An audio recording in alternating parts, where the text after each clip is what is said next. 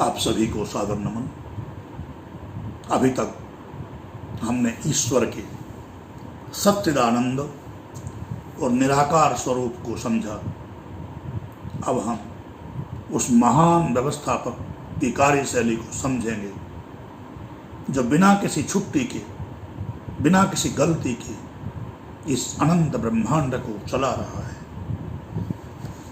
आर्य समाज का दूसरा नियम कहता है, ईश्वर सच्चिदानंद स्वरूप, निराकार, सर्वशक्तिमान, न्यायकारी, दयालु, अजन्मा, अनंत, निर्विकार, अनादि, अनुपम, सर्वाधार, सर्वेश्वर, सर्वव्यापक, सर्वांतर्यामी, अजर, अमर, अभय, नित्य, पवित्र और सृष्टि करता है। उसी की उपासना करने योग्य है।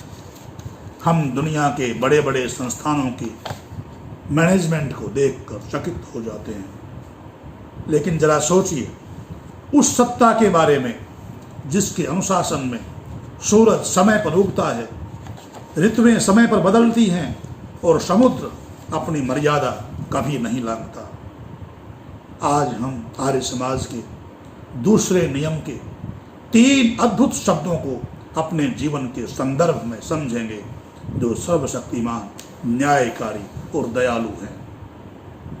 जिसे किसी की सहायता की आवश्यकता नहीं होती, उसे सर्वशक्तिमान कहा जाता है।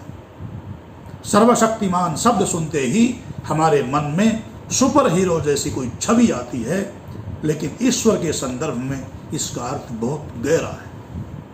इसका अर्थ यह नहीं है कि वह जो चाहे असंभव काम भी कर दे, बल्कि इसका अर्थ यह है कि वह अपने सारे काम, सृष्टि की रचना, पालन और विनाश बिना किसी की सहायता के करने में सक्षम है।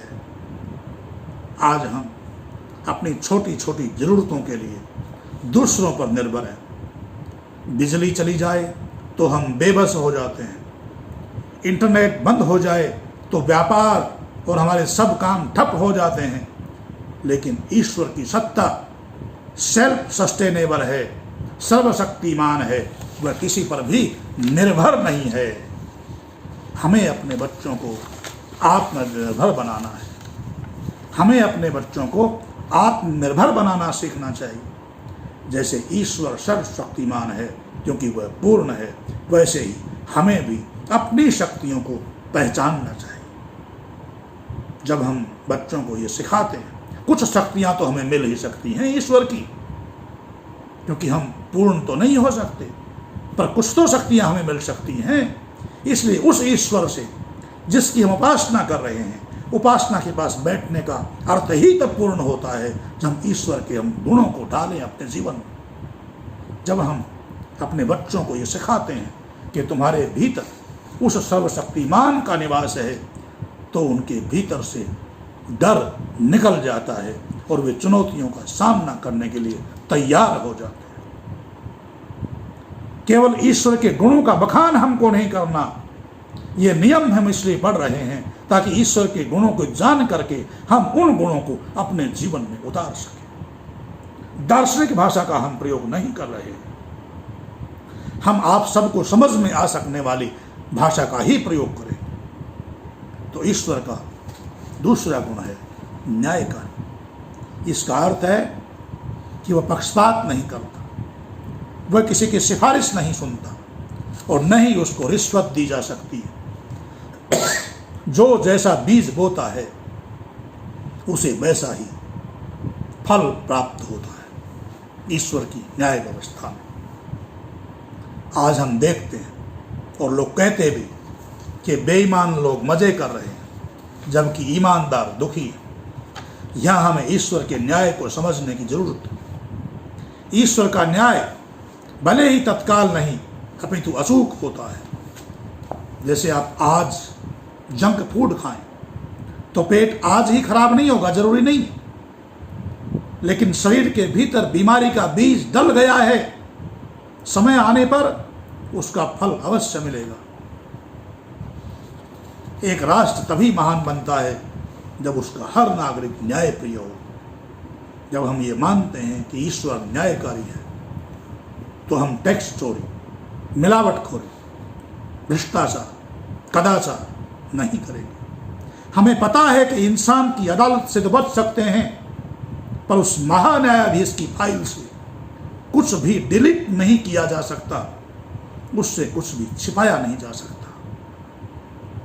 प्राय लोग पूछते हैं, यदि ईश्वर न्यायकारी है तो वह दयालु कैसे हो सकता है? न्याय में तो सजा मिलती और दया में माफी। ईश्वर के संदर्भ में ऐसा बिल्कुल नहीं है। ऋषि दयानंद जी महाराज ने बड़ा सुंदर उत्तर दिया है इस बात का। उनका सिद्धांत है कि न्याय और दया का लक्ष्य एक ही है। दया का अर्थ यह नहीं है कि अपराधी को सजा न मिले। असली दया तो यह है कि अपराधी को दंड देकर उसे आगे पाप करने से रोका जाए, ताकि वह और अधिक दुखी न हो। जैसे एक सर्जन, डॉक्टर मरीज का ऑपरेशन करते समय चीरा लगाता है। ऊपर से देखने पर यह क्रूरता लग सकती है, लेकिन असल में यह उस मरीज पर दया है, ताकि उसकी बीमारी जड़ से खत्म हो सके। ईश्वर हमें दुख या दंड इसलिए देता है ताकि हम सुधर सकें और भविष्य में बड़े दुखों से बच सकें। माता पिता जब बच्चे की गलती पर उसे डांटते हैं तो वह उनकी क्रूरता नहीं हुआ करती, बल्कि दया होती है। यदि आज नहीं डांटेंगे तो कल समाज उसे कड़े दंड देगा। इसलिए दयालु होने का अर्थ है दूसरे के हित का विचार करना। अब हम ये समझने का प्रयास करेंगे कि हम अपने जीवन को परमात्मा के इन 3 गुणों, सर्वशक्तिमान, न्यायकारी और दयालु के साथ कैसे जोड़ें। शक्ति का अर्थ दूसरों को दबाना नहीं होता, बल्कि कमजोरों को उठाना हुआ करता है। यदि आप धनवान या पदवान हैं तो अपनी शक्ति का उपयोग न्याय और दया के साथ करें। जब जीवन में कठिन समय आए तो याद रखें कि वह ईश्वर का न्याय हो सकता है हमारे पुराने कर्मों को भोगने के लिए, अथवा उसकी दया हो सकती है हमें कुछ बड़ा सिखाने के लिए। जब ये विश्वास पक्का हो जाता है तो कोई भी मनुष्य कभी आत्महत्या जैसा कदम नहीं उठाता। वह जानता है कि ईश्वर जो कर रहा है वह मेरे भले के लिए है। आज के समय में बढ़ते हुए अपराध तभी रुकेंगे जब हम समाज में ये संस्कार दोबारा स्थापित करेंगे कि ईश्वर केवल क्षमा मांगने से पाप माफ नहीं करता। उसे न्यायकारी मानकर कर्मों की शुद्धता पर हमें ध्यान देना होगा। पापों की कभी क्षमा नहीं होती। ईश्वर का ब्रह्मांड प्रबंधन हमें अनुशासन सिखाता है। वह सर्वशक्तिमान होकर भी नियमों से बंधा हुआ है। वह न्यायकारी होकर भी हमसे प्रेम करता है। वह दयालु होकर भी हमें सुधरने का अवसर देता है। आइए हम भी अपने जीवन में शक्तिशाली, न्यायप्रिय और दयालु बने। आगे इस पर और चर्चा करेंगे। आज इतना ही। इति ओम। जय भारत।